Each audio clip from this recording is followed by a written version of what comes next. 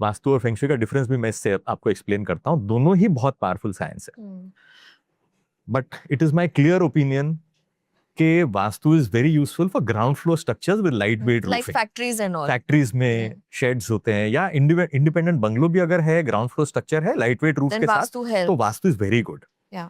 Multi storage structures are different structures. Yeah. उसमें जैसे RCC structures हैं, जब वास्तु में आप सुनोगे कि आपका साउथ वेस्ट एरिया हैवी रखो, नॉर्थ ईस्ट जी, एरिया में वजन जी। मत रखो, तो एज अ सिविल इंजीनियर मैं आपको कह सकता हूँ कि एक 3 बेडरूम हॉल के फ्लैट का अगर आप स्लैब कट करोगे ना, तो 1000 आदमी उसका वजन नहीं उठा सकेगा। इतना लाखों किलो वजन उसमें स्लैब में होता है। Okay. तो और ऊपर मल्टी स्टोरेज बिल्डिंग में और भी स्लैब हैं इतने सारे।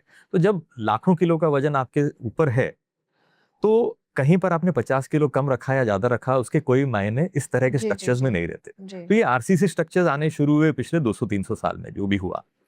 तो ये स्ट्रक्चर्स अलग हैं। Vastu is a very very old, almost a Vedic science, उस समय के समय का साइंस है, बहुत Yeah. पुराना। But that is the main thing कि a हाँ। lot of people जो है, हम जब वास्तु के लिए देखते हैं, जब हम घर चेंज कर रहे हैं जी। या कुछ हो रहा है, हाँ। तो सबसे पहले कंफ्यूजन यही होता है कि वास्तु और फेंगशुई में डिफरेंस क्या है जी, है ना? वो मैं आपको एक्सप्लेन करता हूँ। That is a very very important thing everybody would like to know. Yeah. And मेरे हजारों केसेस के एक्सपीरियंस से मैं आपको ये शेयर कर सकता हूँ कि vastu is very very good. They are like homeopathy and allopathy, दोनों पावरफुल साइंसेज हैं। जैसे एक पेशेंट का अगर डिस्क्रिप्शन हम दें कि किसी को अगर प्लेग हो रहा है, स्ट्रॉन्ग मतलब एंटीबायोटिक की नीड है उस समय, नहीं तो पेशेंट मर जाएगा, तो उसको एलोपैथी देना ही होगा। जी। और होम्योपैथी करना उस समय बेवकूफ़ी है। तो एलोपैथी की स्ट्रॉन्ग एंटीबायोटिक देकर उस डिजीज को ठीक किया जाए। साइड इफेक्ट अगर है तो उसको हैंडल करना है बाद में, लेकिन लाइफ सेविंग हो जाएगी। उसी तरह से किसी को सोराइसिस है या एक्जिमा है या अस्थमा है, तो वो क्रोनिक डिजीज है, वहां पर एलोपैथी की ट्रीटमेंट करेंगे तो एक बार ठीक हो जाएगा, लेकिन बहुत बुरी तरह से वापस आने का रिस्क होता है आगे कुछ महीनों में। वहां होम्योपैथी बहुत अच्छी साइंस है कि जड़ से निकाल देगा।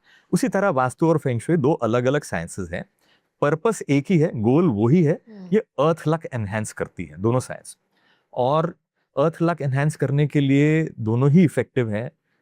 किस तरह की कंडीशन में कौन सी साइंस यूज की जाए, ये बहुत इंपॉर्टेंट है। अगर आप मल्टी स्टोरेज स्ट्रक्चर्स में रहते हैं, तो मेरा क्लियर ओपिनियन है कि फ्लाइंग स्टार फेंगशुई, जो फेंगशुई का हाईएस्ट लेवल है, is the most powerful science. और अगर आप ground floor structure with light weight roof Then लेकर you बैठे should हैं, go जैसे for फैक्ट्रीज में vastu. होता है, हाँ, Yeah. तो वास्तु यूज करना चाहिए। That is a very good science. जी। आज भी मैं दोनों ही साइंस प्रैक्टिस करता हूँ, फेंगशुई और वास्तु, और दोनों बहुत इफेक्टिव हैं। We do energy scanning also, वो भी इम्पोर्टेंट। आप जब घर में हाँ। जाते हैं तो आप एनर्जी स्कैनिंग भी करते हैं कि इस जी। घर की एनर्जी या वाइब कैसा है, yes. And on the basis of that you give हाँ। सॉल्यूशंस और remedies and everything so that good things और गुड लक कम इन, राइट? Absolutely, Okay. एब्सोल्युटली।